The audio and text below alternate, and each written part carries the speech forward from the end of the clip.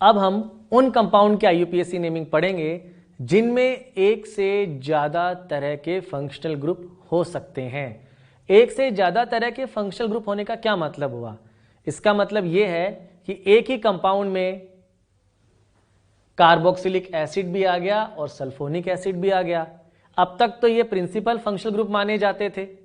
इससे पहले जो एग्जाम्पल हमने देखे हैं उनमें या तो एक ही कार्बोक्सिलिक था या एक ही सल्फोनिक था, यहां दोनों आ गए। तो अब इसकी नेमिंग कैसे करते हैं? इसकी नेमिंग का डिफरेंट पैटर्न नहीं है, बिल्कुल वही पैटर्न चलेगा।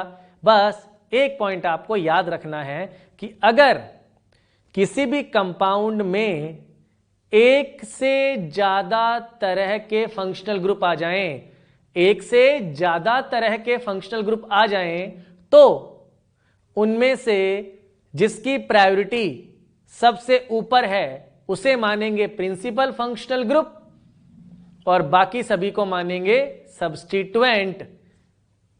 उसको मानेंगे प्रिंसिपल फंक्शनल ग्रुप और बाकी सबको मानेंगे सब्स्टिट्यूएंट, और सब्स्टिट्यूएंट का यूज किया जाएगा प्रीफिक्स। फिर से रिपीट कर रहा हूं, अगर किसी कंपाउंड में एक से ज्यादा टाइप के फंक्शनल ग्रुप प्रेजेंट है तो उनमें से एक होगा प्रिंसिपल फंक्शनल ग्रुप जिसकी प्रायोरिटी ज्यादा है और बाकी सभी को माना जाएगा सब्स्टिट्यूएंट, और सब्स्टिट्यूएंट का यूज किया जाएगा प्रीफिक्स।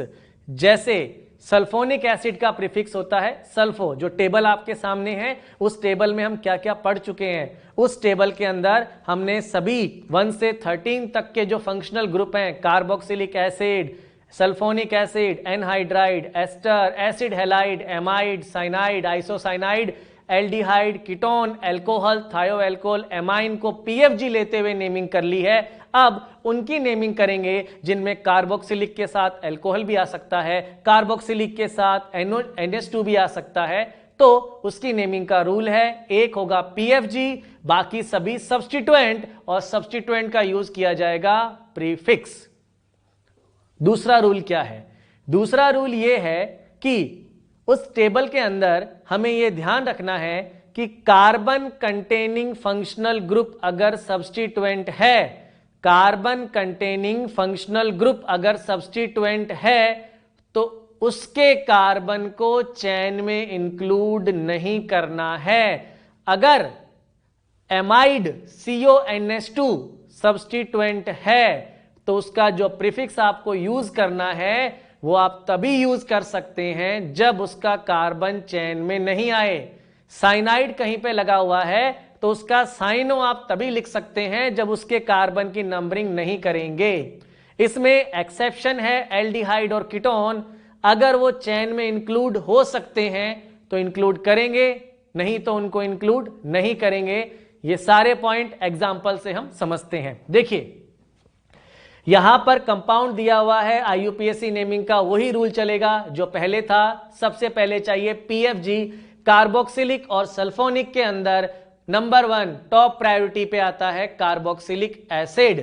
तो कार्बोक्सिलिक हो गया प्रिंसिपल फंक्शनल ग्रुप, ये हो गया सब्स्टिट्यूएंट। तो ये पीएफजी है और सब्स्टिट्यूएंट की बिल्कुल वही वैल्यू होती है जो ब्रोमो, क्लोरो, ईथर या फिर सिंपल मिथाइल इथाइल की है। तो यहां से नंबरिंग इस तरह से होगी 1 2 3 एंड 4। अब इसका नाम लिखेंगे, नेमिंग के अंदर ये है मिथाइल, ये है सल्फो, इसका प्रीफिक्स है सल्फो, तो M पहले आएगा तो इसका नाम लिखेंगे हम। सबसे पहले आएगा 3 मिथाइल, 3 मिथाइल के बाद आप लिखते हैं 3 सल्फो, 3 मिथाइल 3 सल्फो। उसके बाद आता है 4 कार्बन होने की वजह से हमने लिख दिया ब्यूटेनोइक एसिड। नेक्स्ट देखिए, इसके अंदर एमाइड है, ईथर है और एमाइन है। पीएफजी कौन होगा? ये तो हमेशा सब्स्टिट्यूएंट होता है। एमाइड और एमाइन में एमाइड प्रायोरिटी टेबल में पहले आता है, एमाइन जो है वो बाद में आता है। तो ये हो गया पीएफजी। तो इसकी नेमिंग में 1 2 3 और 4 जब इसका नाम लिखेंगे तो ये पीएफजी है, ये एमाइन और ईथर जो आपके सामने है ये एमाइन और ईथर जो आपके सामने है ये सब्स्टिट्यूएंट है और इनके प्रीफिक्स आएंगे। इसका प्रीफिक्स आएगा अमाइनो, इसका आएगा मिथॉक्सी। देखिए नाम कैसे लिखा जाएगा, इसमें नाम लिखेंगे हम पहले अमाइनो, 4 एमाइनो 3 मिथॉक्सी। इसके बाद 4 तक नंबरिंग की है आपने, ब्यूट। देखिए सबसे पहले substituent in alphabetical order with position, और उसके बाद एल्क, उसके बाद एन इन आइन, 2 इनमाइड, इन एमाइड, इनामाइड। नेक्स्ट देखिए इसमें साइनाइड भी है और एल्डिहाइड भी है। साइनाइड और एल्डिहाइड दोनों प्रेजेंट है, और अगर साइनाइड और एल्डिहाइड दोनों प्रेजेंट है तो इसमें एक होगा पीएफजी, दूसरा होगा सब्स्टिट्यूएंट।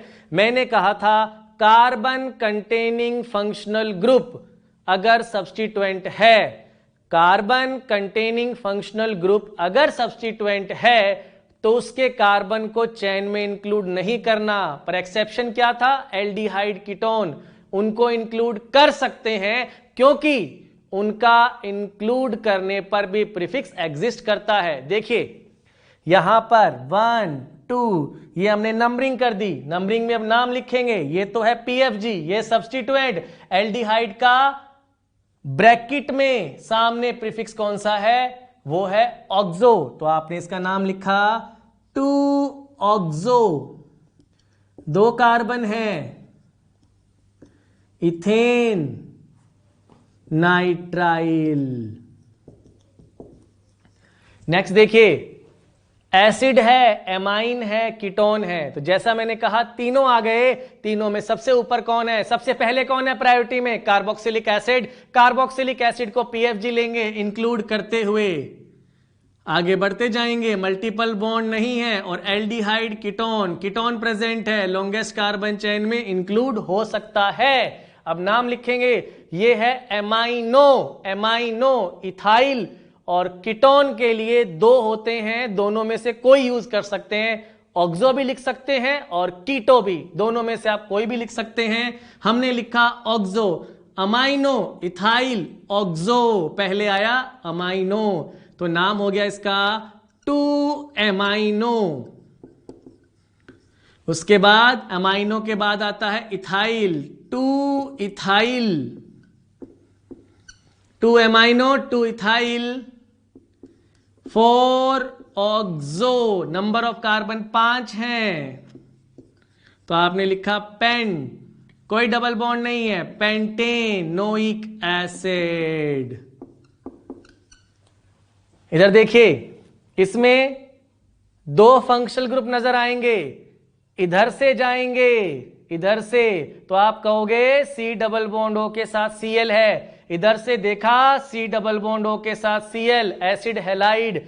लेकिन अगर इधर से देखा तो एस्टर, इधर से देखा तो एस्टर, दोनों पॉसिबिलिटी है। एसिड हैलाइड भी ले सकते हैं, एस्टर भी ले सकते हैं। प्रायोरिटी टेबल में पहले कौन आता है, एस्टर। सबसे पहले carboxylic acid, sulphonic acid, anhydride, ester, उसके बाद एसिड हैलाइड है तो एस्टर रहेगा PFG। तो ये हो गया इसके अंदर सब्स्टिट्यूएंट क्लोरो के नाम से, ये एस्टर हमने सेलेक्ट कर लिया है, ये वाला। अब नेमिंग लिखेंगे एस्टर की। एस्टर में सबसे पहले जो O से जुड़ा है उसे लिखते हैं, उसे लिखा हमने इथाइल। अब इसके बाद आएगा सब्स्टिट्यूएंट क्लोरो, क्योंकि एक ही कार्बन है चेन में तो 1 लिखने की जरूरत नहीं है, इथाइल क्लोरो, और एक कार्बन का एस्टर है तो आप लिखेंगे मीथेनोएट। नेक्स्ट एग्जांपल देखिए, नीट में आया हुआ क्वेश्चन, इसके अंदर एल्डिहाइड और कीटोन दोनों हैं। जैसा मैंने कहा, सुन लीजिए ध्यान से, एक से ज्यादा टाइप के फंक्शनल ग्रुप हैं तो एक होगा पीएफजी, बाकी सारे सब्स्टिट्यूएंट। प्रायोरिटी टेबल में एल्डिहाइड पहले आता है, कीटोन बाद में, एल्डिहाइड की प्रायोरिटी ज्यादा है। तो ये हो गया प्रिंसिपल फंक्शनल ग्रुप। इसकी वैल्यू सब्स्टिट्यूएंट की है, इसकी वैल्यू डबल बॉन्ड से कम हो चुकी है, तो डबल बॉन्ड को प्रायोरिटी देते हुए उसे कार्बन चेन में पहले इंक्लूड किया जाएगा। PFG के बाद मल्टीपल बॉन्ड आना चाहिए, तो ये कार्बन चेन का सिलेक्शन हो गया। अब इसमें दो सब्स्टिट्यूएंट हैं, एक कीटोन एक मिथाइल। चाहे तो कीटोन को कीटो लिखो चाहे ऑक्सो लिखो, यहां हमने लिखा था ऑक्सो, यहां लिख लेते हैं कीटो। तो अब इसका नाम लिखेंगे, ये कीटो है और ये नीचे की तरफ जो लाइन है ये है बेटा जी मिथाइल। तो पहले आएगा के, तो हमने इसका नाम लिखा 3 कीटो 2 मिथाइल। नंबर ऑफ कार्बन 6 है तो आपने लिखा हेक्स। हेक्स के बाद 4 पे डबल बॉन्ड 4 इन अल। इस एग्जाम्पल के बाद हम एस्टर के स्पेशल केस के एग्जाम्पल देखेंगे और एल्डिहाइड के स्पेशल केस के एग्जाम्पल पढ़ेंगे। अब हम पढ़ेंगे एस्टर और एल्डिहाइड के वो स्पेशल केस जिसमें ये सब्स्टिट्यूएंट की तरह प्रेजेंट हैं, तो इनके प्रीफिक्स कौन से यूज करेंगे। ये देखिए एस्टर के दो स्पेशल केस हैं जब वो सब्स्टिट्यूएंट की तरह प्रेजेंट होगा। ऊपर वाले एग्जाम्पल में ध्यान से देखिए, कार्बोक्सिलिक एसिड PFG है, प्रायोरिटी में टॉप पे आता है, ये एस्टर है C डबल बॉन्ड O के साथ OR। सेकंड वाले में देखिए ये कार्बोक्सिलिक एसिड है और ये भी एस्टर ही है, लेकिन दोनों में डिफरेंस है। डिफरेंस क्या है ध्यान से देखिए, यहां पर ये जो कार्बन चेन है इसके साथ C double bond O connected है, यहां ऑक्सीजन कनेक्टेड है, और इन दोनों केस के अंदर इसके नाम लिखने का तरीका बदल जाएगा। मैंने आपसे कहा था कि अगर carbon containing functional group as a substituent present है तो उसके कार्बन को आप चेन में इंक्लूड नहीं करेंगे, क्योंकि अगर चेन में इंक्लूड कर लिया ना तो उसका प्रीफिक्स एग्जिस्ट नहीं करता। वही बात एस्टर के लिए भी वैलिड है। देखिए यहां पे अब इसका हम सबसे पहले कार्बन चेन का सिलेक्शन करेंगे, वो तो स्ट्रेट है। अब नंबरिंग करेंगे, नंबरिंग करते हुए PFG 1 2 3 और ये हो गया 4। याद रखिए 4 नहीं लिखना है, क्योंकि अगर आपने 4 लिख दिया तो फिर इसका प्रीफिक्स हमारे पास नहीं है, तो नहीं लिखेंगे। तो कार्बन चेन यहां तक रह जाएगी और ये हो जाएगा सब्स्टिट्यूएंट। अगर सेकंड वाले की बात करें उसमें भी कार्बन चेन इसी तरह से ही सेलेक्ट होगी और ये हो जाएगा ऐसे। अब दोनों में डिफरेंस फिर समझ लीजिए, एस्टर है प्रिंसिपल कार्बन चेन से जुड़ा है, बीच में C डबल बॉन्ड O है। सेकंड वाले में एस्टर जुड़ा है प्रिंसिपल कार्बन चेन से, बीच में ऑक्सीजन है। तो नाम लिखेंगे ऊपर वाले का नाम लिखते हुए यहां पर ये जो एस्टर है इसका प्रीफिक्स यूज होगा एल्कॉक्सी कार्बोनाइल। तो यहां पर एक कार्बन है मिथॉक्सी कार्बोनाइल, 3 नंबर पे प्रेजेंट है, इसका नाम लिखा 3 मिथॉक्सी कार्बोनाइल।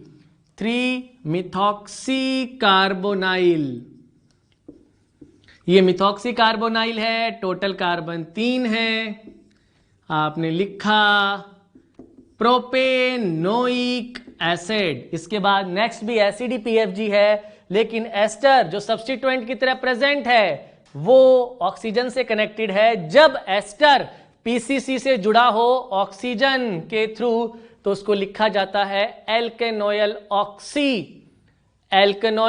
ऑक्सी। 2 कार्बन है इथेनॉयल, इसकी वजह से इथेनॉयल ऑक्सी। तो 3 नंबर पे आपने लिखा इथेनॉयल ऑक्सी। नंबर ऑफ कार्बन 3 है,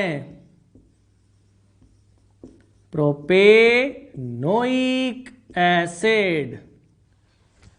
अब हम पढ़ेंगे एल्डिहाइड का स्पेशल केस। एल्डिहाइड के बारे में मैंने ये कहा था, फिर से रिपीट कर रहा हूं ताकि याद आ जाए। मैंने ये कहा था कि अगर carbon containing functional group as a substituent present है तो उसके कार्बन को आप चेन में इंक्लूड नहीं करेंगे। एक्सेप्शन था एल्डिहाइड और कीटोन। तो मैंने कहा था अगर ये चेन में इंक्लूड हो सकते हैं तो इंक्लूड करेंगे, नहीं तो नहीं करेंगे। यहां देखिए नेमिंग करते हुए यहां पर एमाइड अब PFG है और ये सब्स्टिट्यूएंट है, इसकी वही वैल्यू है जो एक CH3 मिथाइल या इथाइल क्लोरोब्रोमो की होती है, इसे हम प्रायोरिटी में नहीं रखते हैं। तो ये कार्बन चेन सेलेक्ट हो गई। इसके बाद अगर ये लॉन्गेस्ट चेन में आता होता तो इंक्लूड करते, ये लॉन्गेस्ट चेन में नहीं आ रहा, ये अगर इधर जाएंगे तो 3, तो ये चेन में नहीं आ रहा। और जब एल्डिहाइड सब्स्टिट्यूएंट हो और उसका कार्बन चेन में इंक्लूडेड नहीं हो तो उसका प्रीफिक्स आप यूज करते हैं फॉर्माइल। तो आपने लिखा 2-फॉर्माइल ब्यूटेनमाइड।